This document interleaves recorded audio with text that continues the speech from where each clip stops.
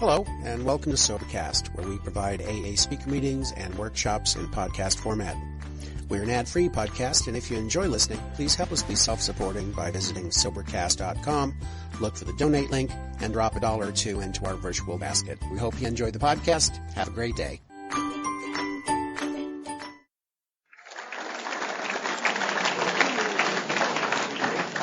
Hey, Karen. How you doing? That's the recorder's ignoring that. You got a timer on me? Recording. Huh? It's recording. Ignore it. Ignore it. It's going to ding and everything? Yeah, All yeah, right. until you I shut know up. you. Yeah, okay. All right. Okay, I'm Karen. I'm an alcoholic. Forgive me for chewing gum. I got a sore throat, so try not to make too many chomping noises. My sobriety date is November 28th, 1988, and I got sober at the Clarkston Group. Thank you, Patrick. Where'd you go? Good job. Good job. Your first, yeah, I was, well, you know, you got up here and told your birthday. That ain't going to happen here. Yeah. That's okay. One of the benefits of being sober is that, you know, my big thing this last week, I got to sign up for Medicare. I didn't think I was going to live till I was 40, and that is honest to God truth. So, thank you, Alcoholics Anonymous.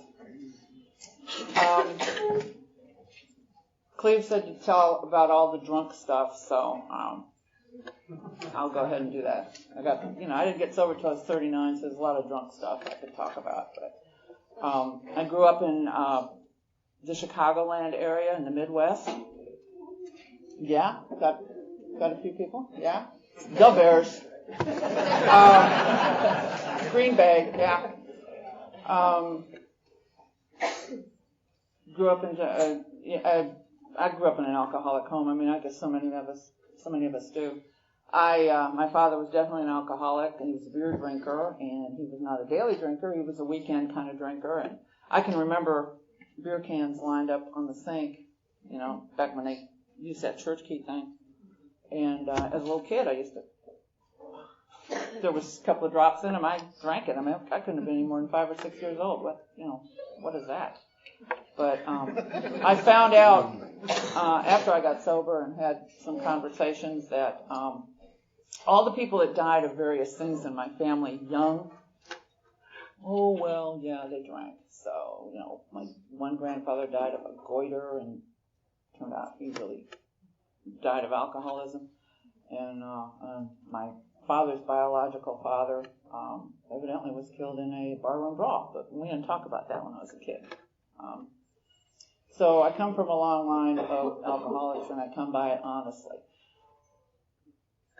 My childhood, I used to get involved in all kinds of psychologicals about why I drank because of my childhood, and I kind of learned that was a lot of hooey because a lot of people have the same kind of childhood, don't end up drunks. And but I did grow up with the alcoholism swirling and twirling around me, and I remember the number one emotion when I was a kid was I was scared. And I just remember being scared as a kid. I mean, I was one of those kids that was really good in school, and I got straight A's, and I was never good enough, never did enough. I don't know if that pressure came internally as part of my disease or if it came externally, but that's kind of the way I thought, and I can get right into that mode today if I don't watch out for it. You know, more is better, by God. More is always better. So I didn't really start drinking probably until the late teens. I moved out of my parents' house when I was 18. I was raised by depression era parents. My parents went through the Depression, the Great Depression. And they didn't believe in kids hanging around. Yeah, I mean, the phenomenon today, you know, if you're 40, you move back in with mom and dad. Not in my generation. You know, 18, you need to figure it out. And I did go to school for a while, and I essentially dropped out of college. And I came back to my hometown, but I did not move back in with my parents. But, you know, I did learn somewhere in there. I guess I thought it was just kind of sophisticated. I started smoking and drinking martinis, I thought, I never drank, like rum and Coke or whatever that stuff is that you dilute the booze. I drank martinis and I drank alcohol, and I never was a beer drinker all that much.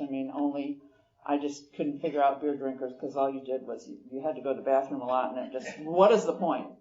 So I started out basically just drinking hard alcohol. Back in, about 1973, I don't really romance a lot of people. I had a lot of good times drinking. I guess I did. I don't remember those. And I guess that's fortunate that I don't remember an awful lot of good time drinking. Basically, in 1973, alcoholically, a friend of mine and we decided we were drunk, and we were either going to go to Denver or we were going to go to Atlanta. Atlanta won. And once again, part of the alcoholism was I just decided I liked the city, and it really is a beautiful city. Back in 1973, there was, you could actually drive on 285, and it was out in the country, and it was really pretty. And I moved down here, quit my job. I'm an insurance broker by profession. Started out, after I got out of school, I kind of fell into that, and came down here and got a job and just kind of lived the high life. My drinking was kind of in check, kind of in the party. I can look back now and know that I was an alcoholic. Probably, I believe I was an alcoholic from birth. There's several thoughts on that, but I just think I was just born that way because I never did drink like everybody else. I could drink more than anybody else and still be. I was a designated driver, probably, hitting a .20 because I could function. I did have a lot of years there where I did party and didn't get in any trouble other than, the normal, not feeling too great in the morning. And I tended to date bartenders because that's the kind of guys I was meeting, and where I was going, and they had a profession I was interested in. So I probably, I got married for the first time when I guess I got married. I married for all the wrong reasons, which I didn't really figure out until I did one of those fourth and fifth step things. But I married a guy who had been divorced and only knew him 5 months, and he was extremely good looking. Anyway, I got married to him. And he drank a lot, and I drank a lot, and it just kind of escalated. And I think he was selling some other substances on the side, and that was not something I approved of. But anyway, it was extremely dysfunctional relationship, and I had a couple children in that marriage, and which is what we do, right? It'll get better. Have a kid. Have another one. Why not? More is better. Once again. But that we drank a lot. We partied a lot. Had a couple kids. He had trouble keeping a job. I, continued in the insurance career, and anyway, it all came to a screeching halt. Around 1981, I guess, 1980, 1981. He wasn't the dreamboat that I thought he was. He got another woman pregnant when I was pregnant with my second one, and I didn't quite know about that until it was too late, and that was the big trigger. I mean, that devastated me.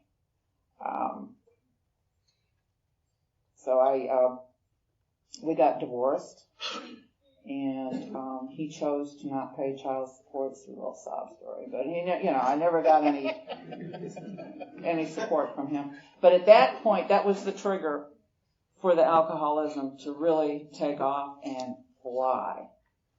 I'm being the perfectionist kind of personality that I have. I wanted the marriage to work. He was a mess. I mean, I was a mess, but I I ended up going to see a psychiatrist because I went into a very, very deep depression after that. Combination of childbirth plus him not being the greatest husband. And I ended up going to see a psychiatrist. And while all this was kind of going on, I got another job, and I was starting to relieve the tension and the depression with bottles of wine.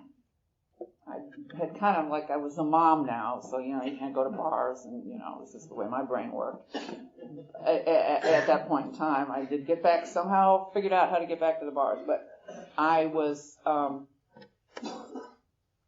trying very hard to be a mom and a working person and be perfect at everything, and it just didn't work very well. So I would relieve all this pain and tension and depression with the alcohol, and like I always did. But it was not for fun times or partying or meeting people. It was basically to really change the way I felt.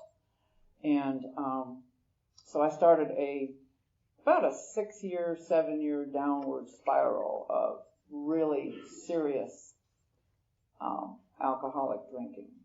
And I did a real good job of hiding it from everyone. I lived in Georgia away from my family. I had a full-time career, and I had actually a career that was really budding and really doing very, very well. And I had an expense account, an American Express card, and I was entertaining people, and I basically stayed drunk on the company, which is, you could do that in the 1980s. I don't think it happens quite so much anymore because of the way the tax laws changed, because they don't let you do too much of that as a write-off. But back then it was all a write-off, so Katie barred the door.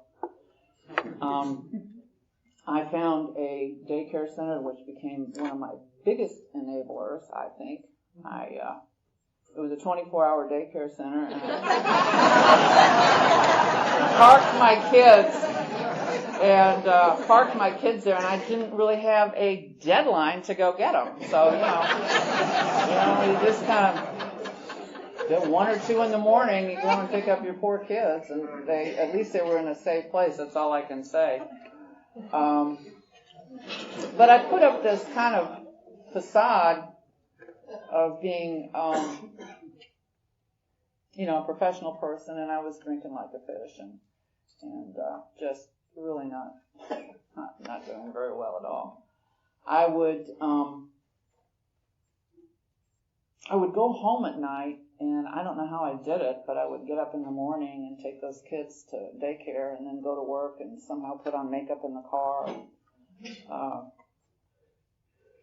Do my job sort of kind of and entertain people and come on home, but eventually that ended up where I was just avoiding life altogether. I would just go to the bars after work and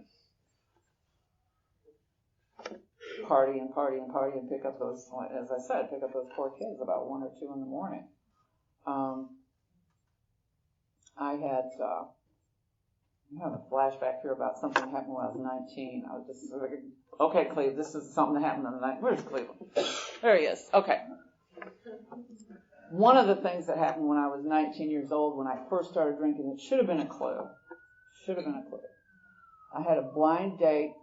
We all know how blind dates go. He was a big guy. But he had a yacht. He had a yacht out on Lake Michigan. I grew up on, in the Chicago area, so we're on Lake Michigan, and he had a yacht, and it was a sailboat yacht, and there was a bunch of us, about 6 of us, I guess, went out there. I think it was the biggest drunk I ever had up until that point. I was in a blackout. I can sort of remember, but going from the yacht to the beach in the fall when it was really cold, so I had a leather coat on, and you had to do that in a dinghy back to the beach. And beaches are different up on Lake Michigan. They've got a lot of rocks and pebbles and everything. So anyway, I got so drunk on the shore. They told me later I was drinking out of the bottle. And the only thing I can remember about getting back to that boat was I kept trying to get in that damn dinghy, and I kept falling out.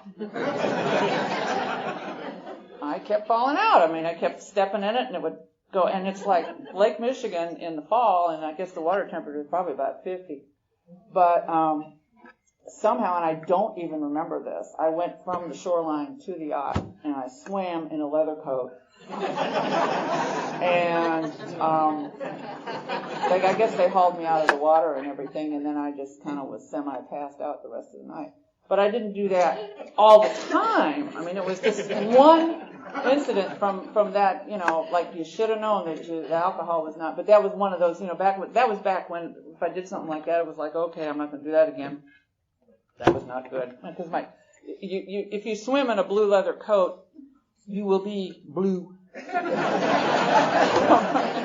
skin. And it took a while for that. It was like this blob of tattoo that finally went away. But getting back to Atlanta, I digress here. I didn't have all that many things going on until I finally started really, really, really daily drinking.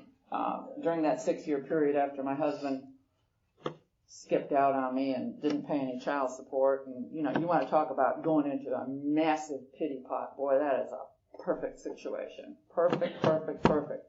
And that was, by the way, the last amends I ever made was that fat sucker. I mean, it took a long time to get back to him to fix that deal. But from 1981 to 1988, when I got sober, was pretty horrific. It started out, as I said, playing with the wine and, going out after work with coworkers, and I could drink more than anybody else. And I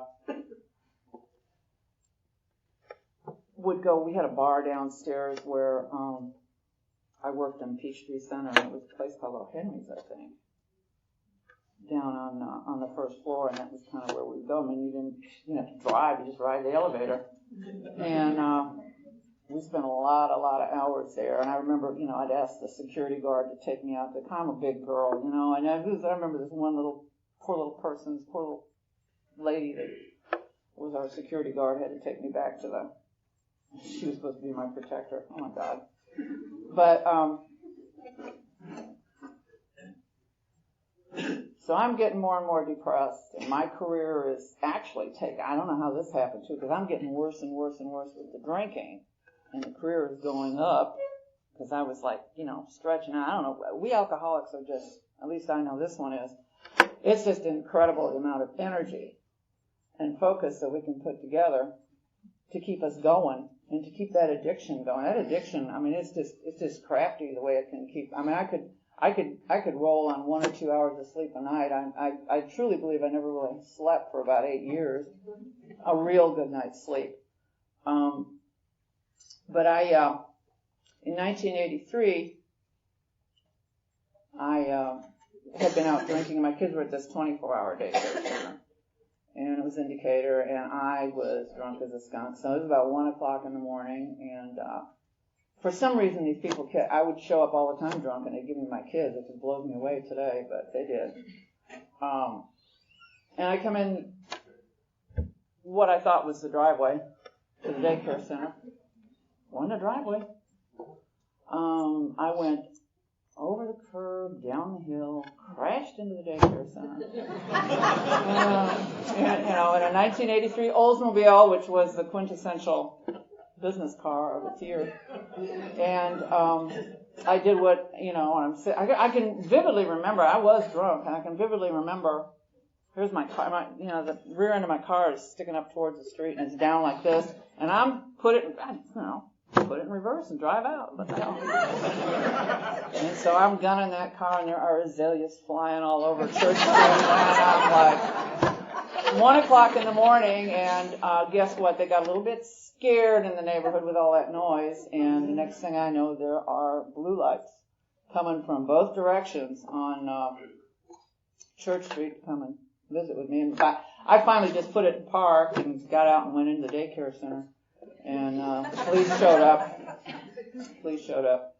And I was arrested in my children's daycare center. Now, that's a great memory. Fortunately, they were sleeping, so they don't have that memory, but I certainly do. I have that memory. That was, and so I had to leave the Oldsmobile, with its ass end up towards the street. And I'm on my way to the DeKalb County Jail, and whining the whole time, how, I don't know, you know how we talk to cops, poor cops. I mean, if there's any police officers in this room, bravo to you, because we're really great. I like to watch the TV show Cops because it takes me back. Everybody on that show gets busted because they're drunk or high or, and these poor guys have to deal with it. So here I am, I'm in the back seat and I'm, handcuffed behind my back and, and I'm in I worked in Buckhead. I had my beautiful little gray Buckhead suit on and booking me into the jail. And it freaked me out, of course. And they put the women in this little teeny, at the time, the drunk tank was like 5 by 7 for the women. The men had this great big, 2 or 3 areas where they went, and we were stuck in this little. And I just knew I didn't belong there because everybody else was a hooker or, something else. And, I didn't belong there, And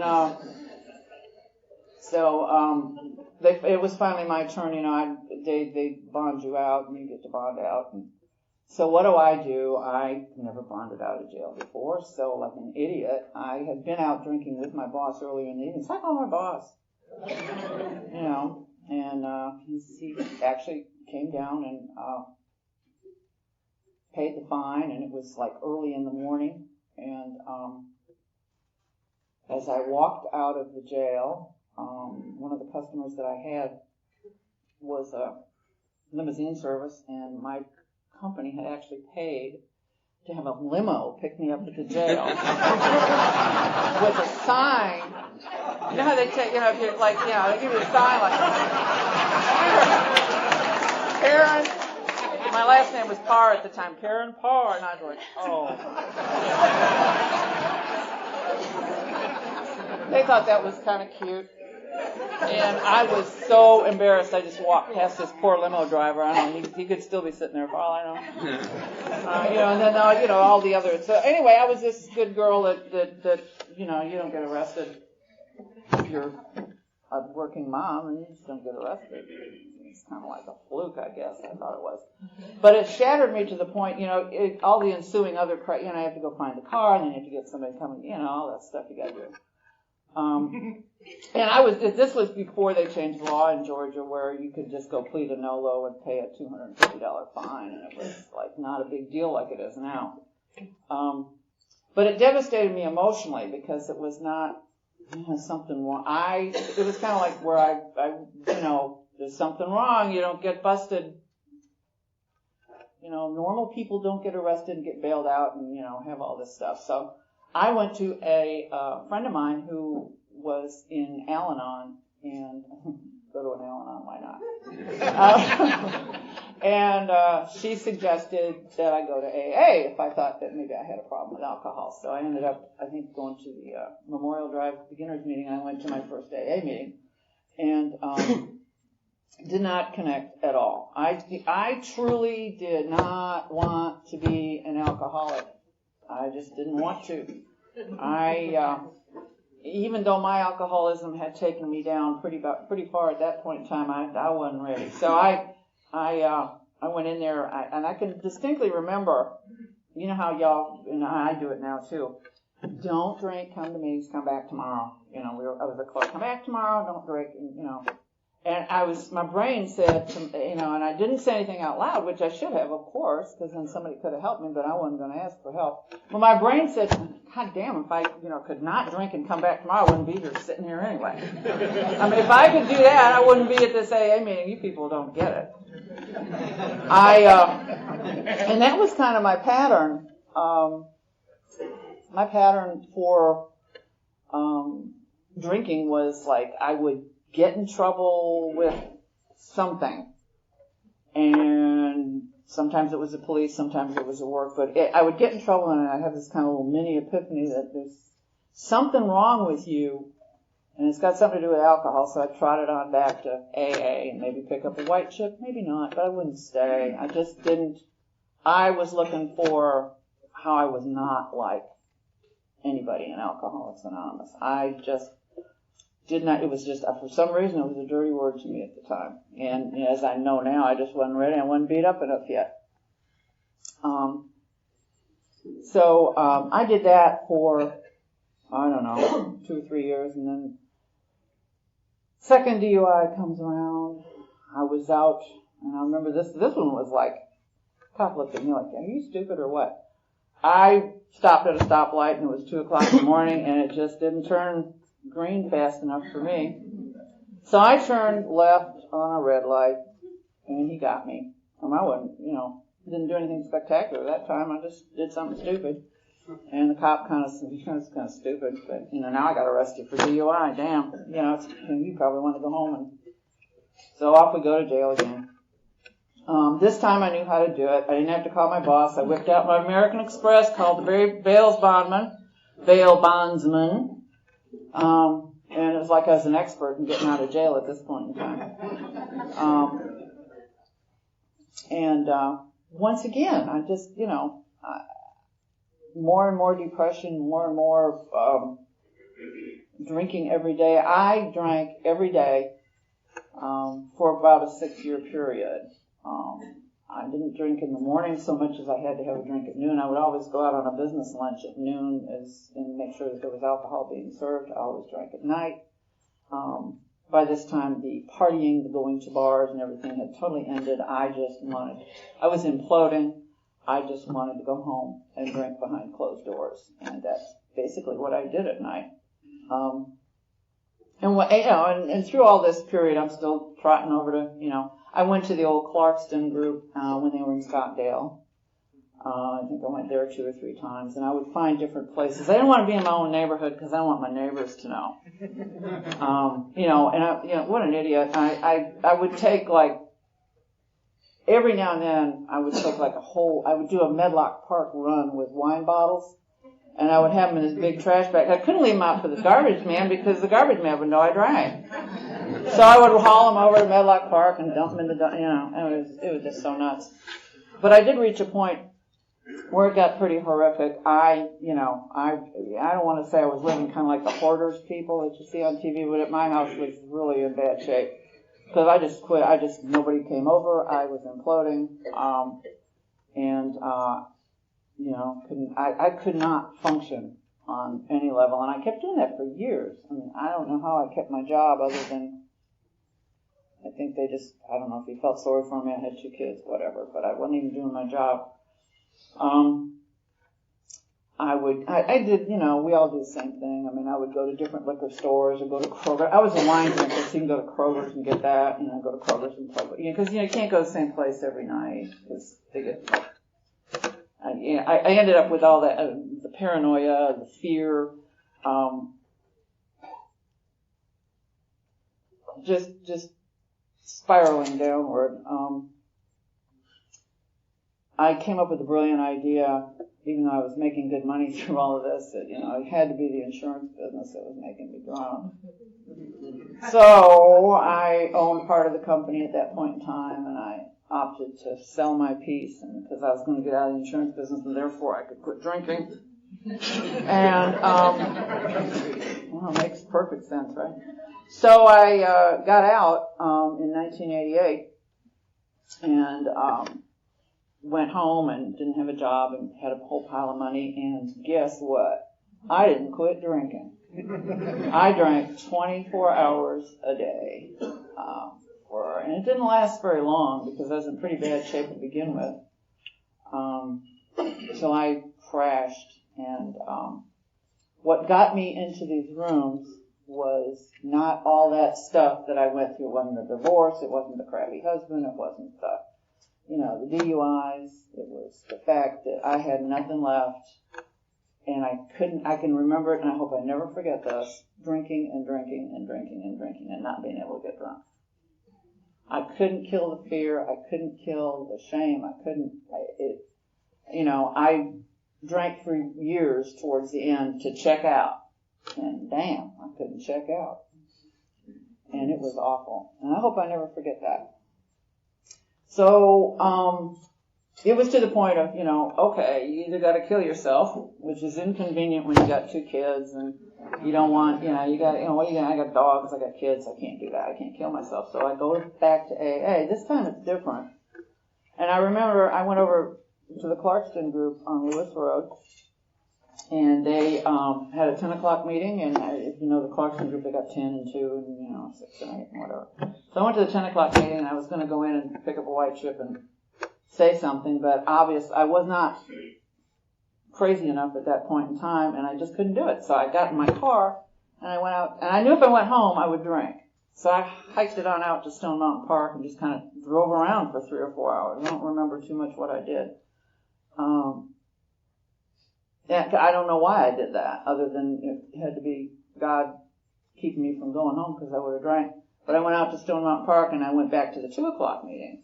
And lo and behold, I did go in there, and I picked up a white chip. And this time, it was different. I actually asked for help. And when the ladies in the group gave me their phone numbers, I kept them. And I left that day, and I was pretty much told that, same thing I'd been told all along, that, you're going to come here and you're here for an hour, but when you leave is when, the craziness starts, and, at night, and it's something about nighttime that get a little nutty. And so pick up the phone and call me. I've been hearing that for 6 years, and I thought that was the dumbest thing I ever heard. This time, once again, I think it was a God thing. I did make the decision, instead of going home and drinking, which at this point in time I knew wasn't going to work anyway, I picked up the phone and called the lady after the Clarkston group, who I still know today, and talked to her for, poor thing, about 4 hours, which I remembered as about 15 minutes, and she continues to tell me, no, it was about 4 hours. She probably was doing dishes and everything. But I actually made it through the night without drinking.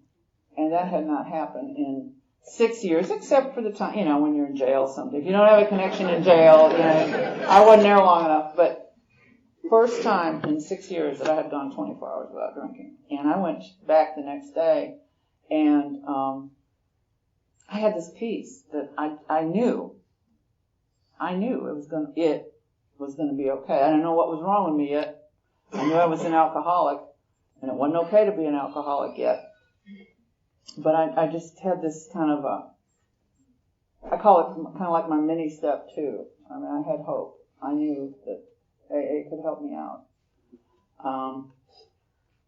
So, then I jumped in. I wasn't working at this point in time, because you will recall I quit my career, and pretty much I was unemployable anyway. Nobody would.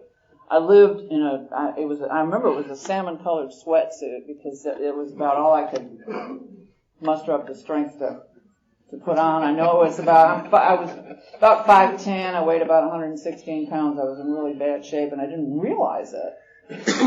First lady that sponsored me told me several years later when she saw me, she said, you realize you were orange when you came into, and I didn't remember any of that. I just knew that I just couldn't live like that anymore. And when I figured out that just making a connection with another woman in AA, it was like everything kind of opened up. I mean, I went to meetings. I didn't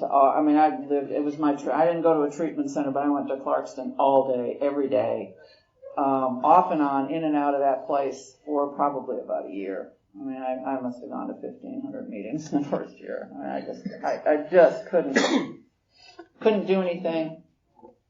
And I was fortunate enough that I did have enough money out of that company that I could pay my rent and just live at Clarkston. And that's what I did.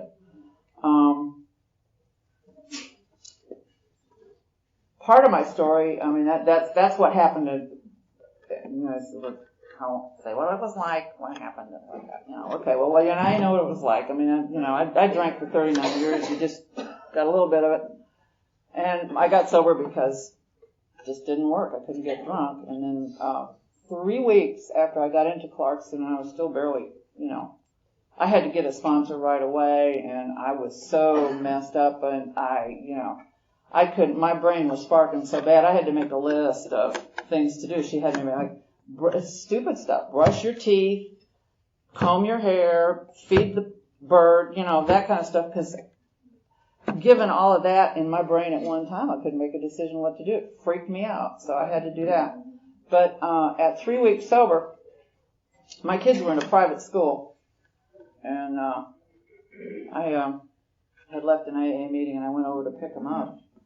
And the lady that ran the school met me at the door and said, "I got some news for you." And I said, "What?" "DeKalb County came and picked up your children today." This is 3 weeks after I get into AA.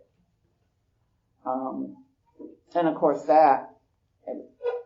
they had, I guess they were behind. So, DFACS, let's hear it for DFACS. DFACS, those poor people were behind in whatever complaints had been made about me, and they finally caught up with it. And so they investigated me and what was going on, and they went and picked up my kids. So here I am. 3 weeks I haven't had a drink, and I'm trying my damnedest to just go to Clarkston all day, every day. And the county has taken my children away. And I think they were about 7 and 8 years old at that point in time. So I'll never forget. I mean, it was like another big choice. I could go drink, I could go get messed up, or I could go to Clarkston and ask for help. And I just went right over to AA and asked for help. And I got it.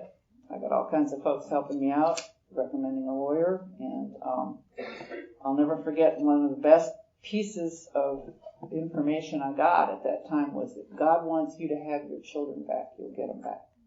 But if God wants your children to be in foster care for a while, that's where they're going to be. Didn't like that one, but you know what? I walked into my court. I had hired an attorney. I walked into court 4 days later, and it was explained to the judge that I was in Alcoholics Anonymous and I was doing the best I could, and that I had, A, B, C, D, E lined up, and he gave me my children back under supervision. 4 days. That is incredible to me, that Alcoholics Anonymous carries that much weight within the court system. So that was, devastating at the time, and, talk about two pissed off little boys. They were not happy about all that. And then part of my story is, being a single mom. Now I'm sober. Now I'm going to be your mother. I hadn't been one for 8 years. And now you have rules, and we're going to, have fun times together. It's like, I don't think so. Kids are like, it's like, what planet did you fall off of? But eventually it did work out. I mean, we had some rough times getting that relationship, making your living amends to your kids. Just try to be a mom. I was never a mom until, I provided for, but that was about it. I wasn't emotionally there. Couldn't be. Not if you drink all the time. So I got my kids back, and I was under court supervision, I think, for about, 6, 8 months. I don't remember. I mean, she never came out to see me. She would call me on the phone. I guess she figured out everything was going to be okay. I eventually went back to that company that I quit and talked to the guy, because I had to go, well, let's get into the steps. I mean, I did work some steps between then and going back to the company. Got a sponsor. I told my story at 4 months. I was over at Clarkston. I was asked to tell my story, and I'll never forget. I mean, I was on the clock like I am now, which I haven't got a clue what time it was. 8:15. I'll roll it along a little bit, and I was like 1 hour into it, and people were walking out. And I got sober when I was 39. I think I was talking about right about the time where I fell off that boat. I was like 19 years old. I was just telling you everything about my world. And so, given that, you did a great job.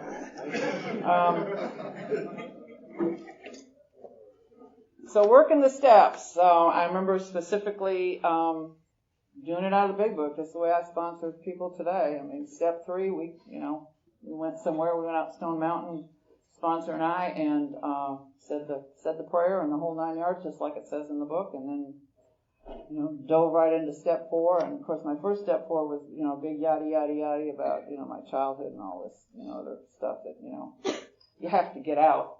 I mean, I just think you can't do it wrong, I don't think, but just get it out. And did my 5th step out in Stone Mountain Park, and my sponsor said, okay, now take that notebook. Because she knew I was going to be doing another one where it was like, you do a real 4th and 5th step. This one was all the yada yada. And she said, you take that notebook and we're going to put it in that trash can over there. So I did that. Put it in the trash can, and I swear to God, I think it was about 10 years, I kept waiting for that thing to turn up in the news media somewhere. It was like, oh my God, it was like just all this sick stuff in there. But we did go back and do a real, let's do the resentments and fears and all that kind of stuff, and the way we're supposed to work it. But the big one for me was doing all the amends, and the living amends was for my kids. And I was so isolated. I mean, I didn't have that many people. I just, going through all the resentments and fears and people I owed amends to, there wasn't an awful lot of them when I got down to thinking about it. My family wasn't around it because they were up in Chicago and I was down here. But in the business world, it was pretty bad. I mean, I had specialized in the trucking industry, and there was like 18-wheelers floating around Atlanta with no insurance. And I had to make amends on that. Oh, yeah.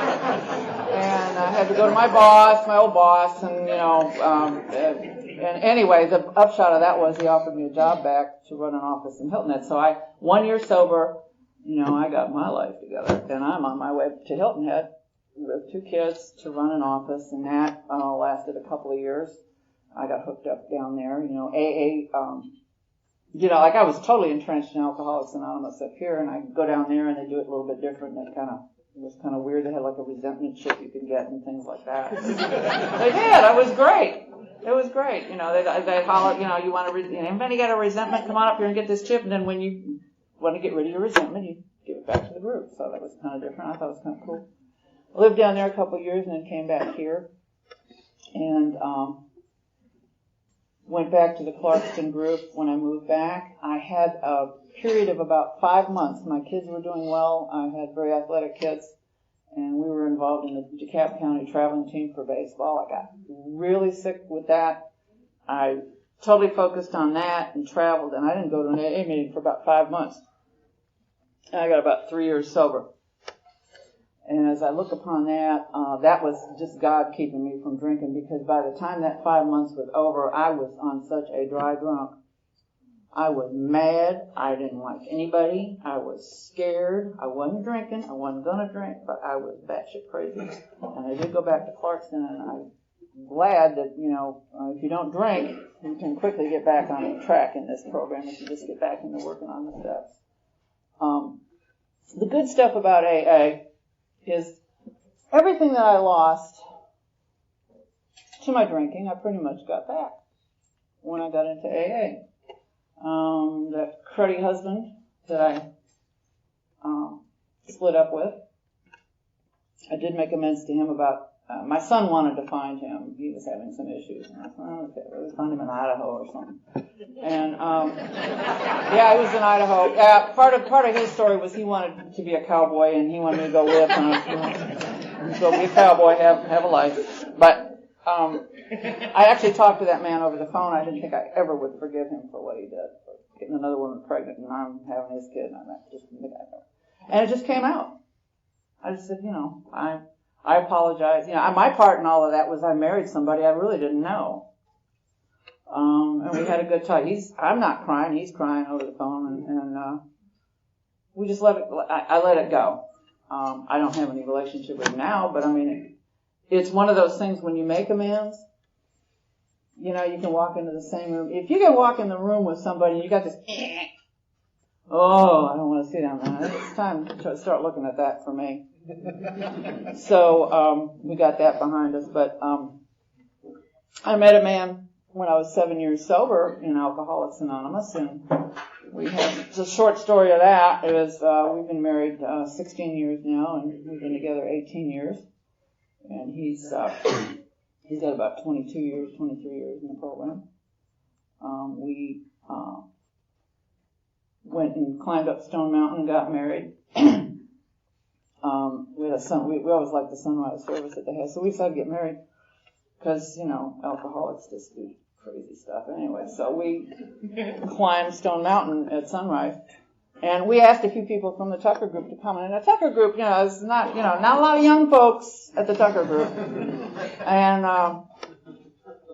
we thought we would probably be up there all by ourselves. And it was amazing. There was about 40 to 50 people climbed in the dark, to come see us get married on top of Stone Mountain. And that was just a beautiful, beautiful thing. My husband, as an aside, I've been dating this guy, I don't know, a couple of years. And, it was his birthday. His birthday's in May, so I'm up there giving her his chip. And he's sitting in the, before we go up there, he's just fidgeting and carrying on and just, what is your problem? You're just getting a chip. Sit still, Ed. And what happened was we got up in front of the group, and he whips out a ring and asked me to marry him in front of the group at Tucker. Yeah. You can't say no to somebody. He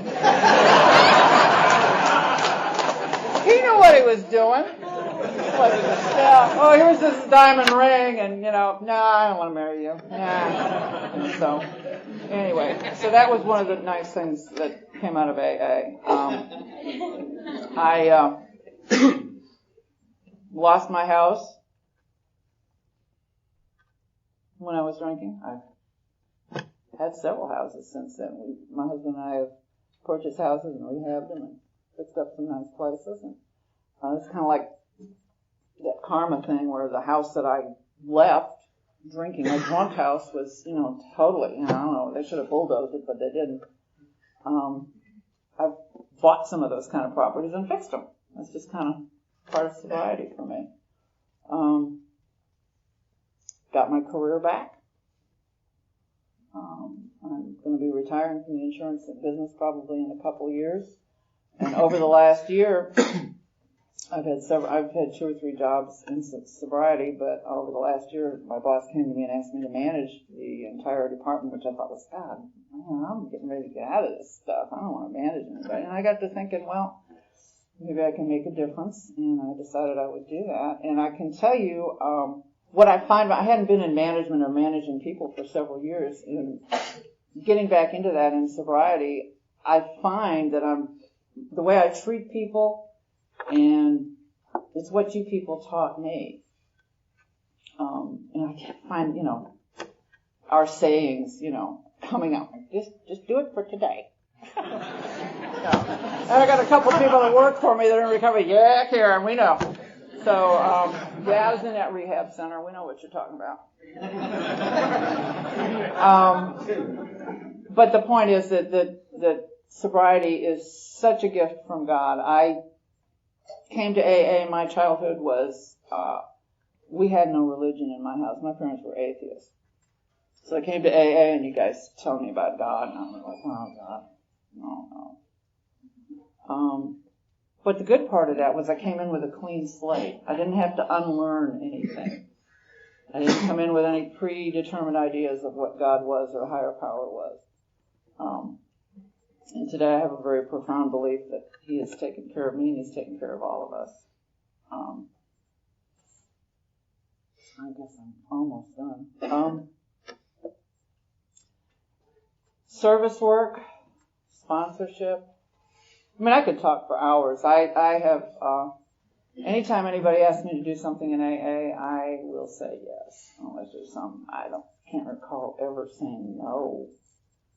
Because my first sponsor said that's what you do.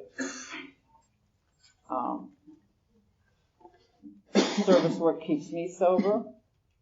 Hopefully I've shared something today. I truly believe that somebody in here heard something that I said, maybe that they'll be thinking of 20 years from now. Who knows? But that's what we do. We pass this thing on. You don't keep it to yourself. I've done several service positions, kicking and screaming every time. And I was so wrong about the kicking and screaming.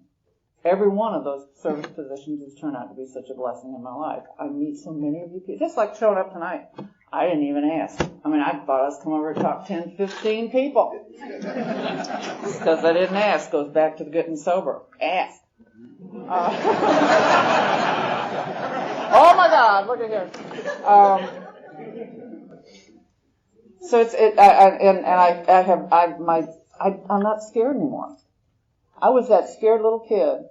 I was scared for 39 years, except when I was putting alcohol in my body. I'm not scared anymore. And that is incredible.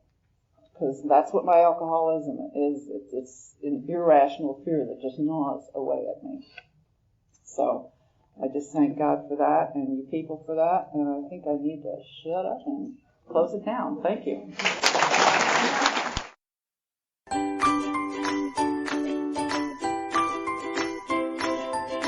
Thanks for listening. I hope you enjoyed the podcast. Sobercast is ad-free, and we'd like your help in order to keep it that way. So if you'd like to help us be self-supporting by pledging $1 or $2 a month, visit Sobercast.com and look for the donate links. Thank you very much.